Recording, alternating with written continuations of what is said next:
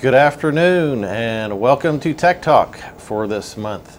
And joining me is Dwayne Rigsby and Kingsley Meyer, my other tech buddies in the area. And today we're going to be talking about technology, I guess. But this show is going to be more about, I guess, mobile computing and its applications and maybe how to choose what type of device, whether it be a phone, a laptop, or a tablet or something that might be good for your purpose. And if not, let you know which one's best. At least you know what questions to ask to get the best thing that suits you. Right. So I guess a good topic to start off is obviously phones are everywhere. So maybe let's start with a phone and go from there. So there's. Did I hear a thing where there's more phones than people now? I think you're right. There is. Yep. Is that right? So and why? Why? How does somebody need more phones? Why carry 3 or 4? There's only one, Dwayne. Right. How many phones have you owned? Oh well, that's true. Several. Okay. Do I need to go further? Yeah, I guess. Yeah. So throw them away, but they may not be active, I guess. But no, I mean I've got old phones in a basket at home. I've got old phones that from the campus. We've recycled phones, and if they're still usable, they go on to other countries and other users. Yeah. So, yeah. I actually seen on the news the other day that the old flip phones are wanting to come back in style. And I'm like, really? But yeah, that's what they were saying. Is that because people I just want a phone? Exactly. I think that's what a lot of them were just saying, that, I just want a phone. I'm tired of this smartphone being connected 24/7. I just want to talk to somebody. So, and that's all. We're going to kind of agree that this is our #1 device. We use it more, think so. We carry it with us. Yep. So this is our go-to. Right. What's your primary go-to app? The phone? Or I do you use it as an internet? Yeah, I use my phone for more internet reasons than I do phone. Okay. Do you? And that's how you communicate with everyone. So I agree. I talk a lot on it, but also text probably. I'm going to say a little bit more than I talk. I talk on it. I text and message more. Yeah. Okay. Follow the message for me for a second. Okay. You're sending Mike and I a message. I send Mike a message. We're using 2 different messaging systems. Yeah. But somewhere, the internet and our communications carriers are getting things from one place to the other. Yep. Is that important for people to understand? Or, No. or do we just leave it and say that's magic? Yeah, I think that's magic or voodoo, however you want to call it. It's sort of like people that. didn't understand phones and why they ring back in the day when it was all wires either. Little people in there. And the televisions and the radios, they didn't understand that. So there's a certain amount you don't need to know. Yeah, but at the help desk, we still get calls from people that saying I didn't get the text message, or the emergency messaging system didn't get to me. I got the email, but I didn't get this. And I've always struggled with just how much information do you try to help people have, and especially with our audience today, we want to be informative, but there is a gray area where it goes into magic and voodoo, and it's probably best left at that. I agree. Yeah, I agree. Just like what we were talking about just right before we come on air is like Google Voice. That's something out there totally different than a phone. So, and it's probably the next big thing that is happening, and 10 years from now, we're all going to feel a lot more comfortable with knowing what it is and how it's used. Right.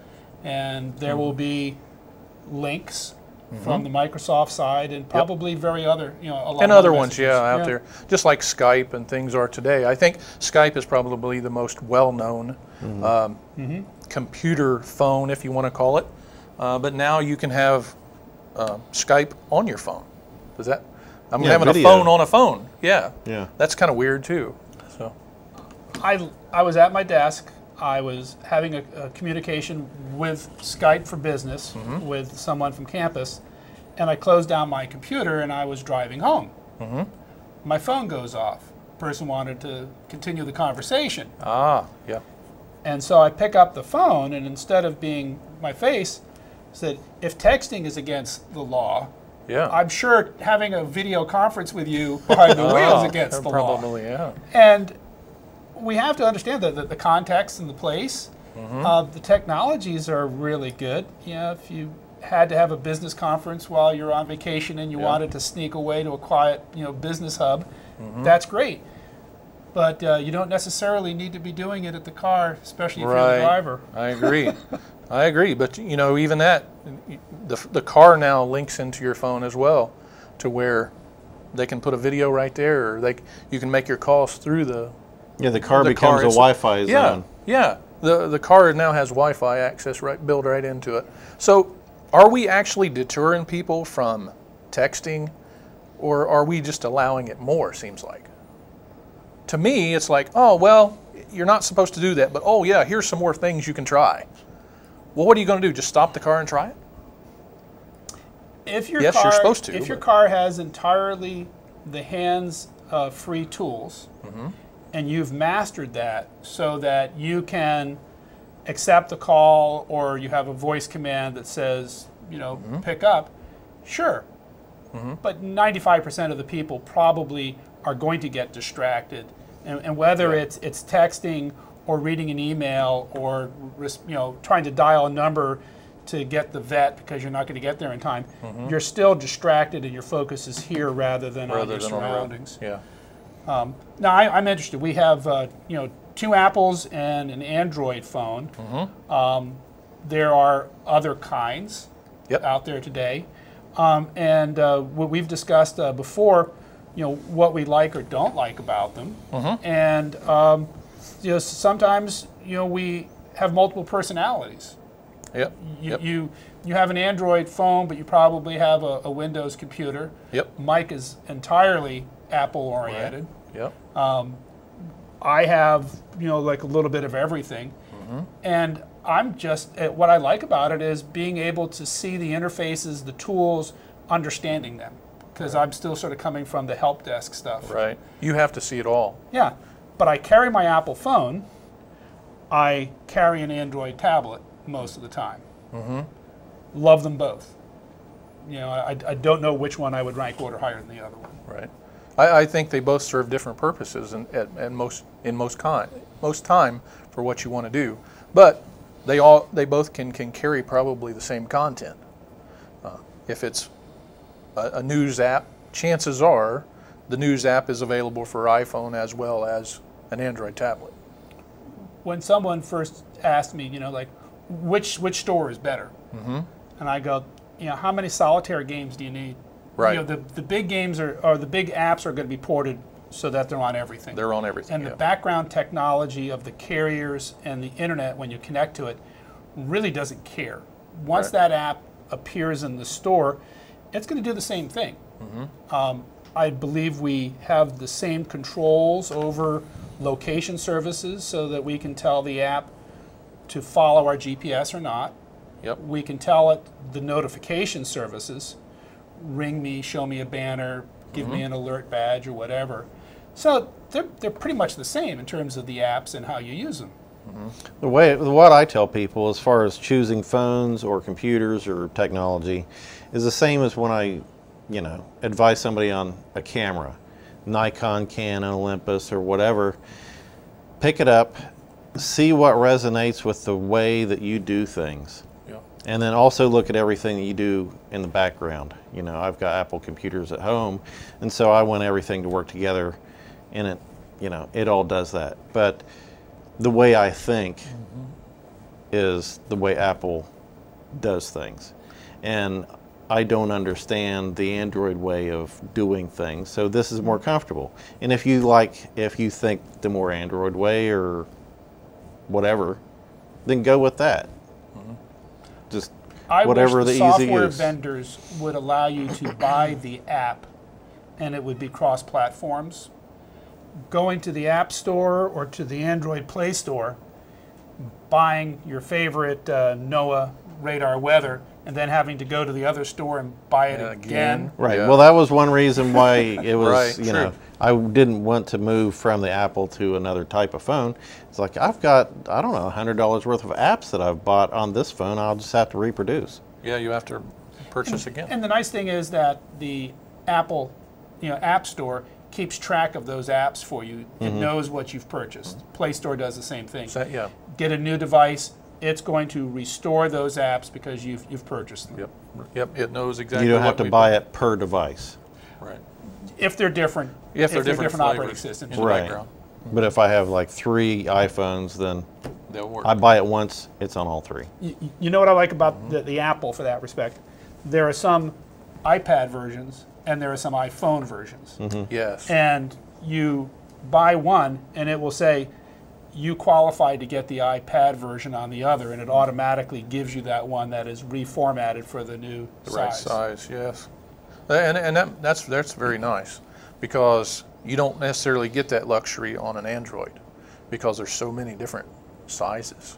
Yeah. And that's probably the thing I disagree or I dislike with the Android, is because there's so many different sizes of tablets out there, that there might be long and skinny or something like that. And then you throw in the mix of an Amazon, a Kindle, things like that. And yes, they're Android driven in the background, but yet another totally different size. So we have the Kindle Fire Yep. with a totally another set of stores and apps. Yes, another one. Do you think that the Kindle users have as many apps that are the core critical ones as the Apple and the Android users get from their respective stores? Or do you think they're lagging a little bit? I think they're a little behind on some of them, but not much. I don't think they're far behind. But yet, I think they're not gaining either. Well, their device is more purpose-driven. It's like, this is a Right. book thing. And then we'll add a few other things to kind of compete. They weren't like shooting for let's do everything. Yeah. So where we were going to go with this is maybe choosing between a laptop, phone, a mobile tablet for whatever use. Say you're going to school or you're using it for business. You know, should I type my term paper on my phone? I mean, I probably could. You could, using, depending on what works. Do I need a full-size laptop? Yeah. Can With a I get just a keyboard? solid-state laptop, or can I get away with just like an not sure what the Windows version is, but the iPad type of Like a Surface. a Surface? Can I get away with one of those and not have to buy a full-size laptop? Well, we're talking about some of the apps, Yeah. whether it's Google's Docs and their, or Microsoft's versions, which are the Office apps Office now. For me, and what we advise, for our students are, there are some things that you can read and you can consume, and then other times where you can produce and use the keyboard. And we wanted to talk a little bit about some of the accessories, and this is a Bluetooth keyboard and Bluetooth earpieces and things, and that allows you to have a little extension. I can pair this with my phone and I can type on it. And you can type on it, right? And while I don't have quite the cursor control that I would get with a touchpad or with a mouse, it is then doing input. And if your virtual keypad on your device is doing autocorrect and autocomplete, I believe most of the time that gets turned off when you use an auxiliary device. So if you misspell it, it's just not going to go on the next step. And the other thing, I think copy and pasting is a little bit more difficult with Yeah. a phone on the screen with your fat fingers. Yeah. Maybe it's just agree. me. No, I But if you wanted to agree. copy a paragraph or a page, the whole scrolling up and down and trying to get it all selected is I kind think of tough. that's one of the hardest things, probably, is trying to select stuff. I haven't tried a Bluetooth mouse and keyboard, one of the larger ones, paired to a device like this. Because when we think of the mobility, we're looking for something small. This was my first one, and actually this works with controlling Apple TV and anything else that pairs to it. My wife went ahead and bought a portfolio, Yeah. for the iPad, so that she could put her device in here and carry it around. And the only time this actually leaves the house is when I go to a meeting and I want to look cool. Then I go with the iPad and I type my minutes, because I'm not going to type on the device. So that's a portfolio with a built-in keyboard for those that's listening Built-in on keyboard. radio. Built-in keyboard. But Bluetooth. The only drawback, and it's nothing bad, is you take your iPad out of your case and you slide it in the cover, and so it goes along, and it's just nice and easy to carry. It Now, also what do you adds a little think- protection to the screen. So, You've used that enough. I don't have one, but Anytime you want to borrow it, let me know. how's the battery life when you go Bluetooth keyboard? Does that affect it much? It's supposed to, but I typically go out for a day of meetings, and then I charge it up before I go, and then I charge it up the next time. you go. I know it will affect the lifetime or the use of that tablet, but I've never measured it. I think it's negligible. You don't run overall. out of, No. in a No. day's worth of work, you don't run out of battery. No. Okay. On that, I've got that particular one, that portfolio style, and I've gone 2-3 days, and it's not run out of battery. And about 2 days is its max, is what I've had. But there's different kind that have a way longer life too. I don't run out of power on my iPad as much as I would run out of power on my phone Right? when I can't reach my carrier. If right. if I go into a building and that building is not penetrated Like by shielded. yourself, shielded, Yeah. then all of a sudden my phone is trying to call home to the mothership, and it's spending all the time looking for that carrier signal, Right. and it will be dead by noon. And that's not the fault of the carrier or the phone. It's just that's when you put on airplane mode, and you just Right. simply understand I'm not going to be available. Right. And if there's Wi-Fi or something available, you connect to it. Let's If talk it's about available. what Wi-Fi is as opposed to the cellular signal, Yep. and whether apps work on either one. Some do, some don't. Yeah. Some do. Well, how do we know? Right. Well, yeah, that's a good question. How do we know? Unless you download them or buy them and find out when you don't have cell service that, it's not working. There's not a real good, I don't think, a description out there of any of them that says only works with Wi-Fi or both. Or A good way to test it is turn on airplane mode, which shuts off your cellular and your Wi-Fi. Turn Wi-Fi back on, see if it's working. Yep. Then if you lived like that for a day, you should see no data usage on your carrier through your bill. So if you have the ability to monitor it, reset it before, do a test, see it afterwards. But it's everything else. It's your mail going out and checking to see if there's anything new. It's iMessage. iMessage for Apples is not going to go through the carrier. It's going to go through Wi-Fi if they're two Apple users. Right. And a lot of things can go according to normal. But you're not going to get a text message from me. Right.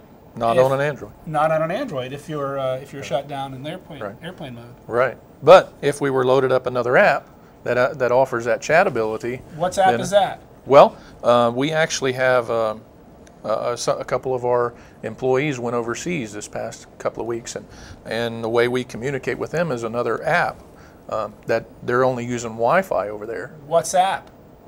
It's called WeChat. Okay. We So- use WhatsApp. Oh, WhatsApp, yeah, WhatsApp, yeah. My daughter So- was in Switzerland, and she could not use her phone for those things, and so WhatsApp was internet-based, and it went across globally Wi-Fi. just fine. Yeah, Some countries won't allow it. some country, yeah, you're right, yeah. Yeah, Yeah, isn't that amazing? but some of them have the ability to do that. They'll text, they'll actually make a phone call over Wi-Fi, or they'll actually do like FaceTime, like on the iPhone. So it does all three. So where would you draw the lines? Personally, between the 3 or 4 devices, I would probably not type of paper on my phone. I would not take either. notes on a meeting, and I would like journal or you know, if I come up with an idea, I might you know, put all those ideas together. Or maybe even if you're like a blogger style and you're just updating maybe a blog. Right. Would you, Communications. yeah. Some little quick blurt other than a text message. Right. And then if I want to actually type a paper, I might go to the iPad type of device. And I would probably say that that's interchangeable with a laptop, as long as you're a light user, which means you're not doing Photoshop and video editing and these very heavy-duty type of or specific programs. Right. If you're going to do a heavy, you know, memory-intensive thing, then get a full laptop. Get a full size. Yeah. You could probably, if you were going to college taking English, you could probably get away with an iPad. If I was going, as long as that app on the iPad supported the formatting that paper, you know, is being required on. Right, all the tabs and the margins. Tabs, margins, font size, and so if you're using Microsoft Word or Pages, Google Docs, and you have that control through your tablet or your phone, you could theoretically save it to the cloud and submit it to your your collaboration team or your professor. Yeah. But I just don't think it's very satisfying to tap a paper rather than type a paper. Right. It's tap versus type for me.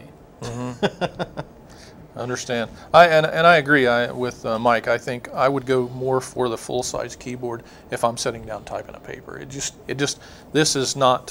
This is way too small for the paws that I have. Do your hands fit on that? And even at this, I think this is a little small if I'm going to sit and type for an hour. Now, if I'm sitting and doing a text message or something to that effect, that might be a sentence or two, then I can live with this. But these are way too small for me, and I think that's a lot of preference. And I'm not a keyboard person. As long as the app works for what you need to submit, then I think it's more of a preference in what you're used to or grown up with too. I think. So in terms of international sales, we still continue to see phones just selling. Yeah. But laptops and tablets have leveled off. I agree. Would that be because everybody that was going to get one now has one, and they don't buy a second or a replacement quite as frequently as they do a phone, that they'll buy a phone every 18 months or whenever their 2-year contract is up? Right. My laptop Those still cost works. a little bit more. I've got to go and replace that. Right. Your laptop can be 4, 5, 6, 7 years old, to where this phone's probably not going to reach 2 years. Right, and that's a battery issue too. Yeah. And how I buy things is in pairs. My iPad or my phone is an extension of my desktop. Right, so everything goes back to the desktop, and it's like these little things are tethered to that. Tethered back to it. Yeah. So are you saying every time you buy a new phone, you buy a new desktop?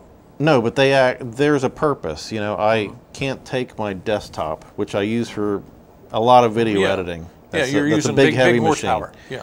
So that's my home machine, but there's certain things that I need to take away from there because I can't bring my big machine with me. You can't carry it with you. And so the iPad is an extension of that. Okay.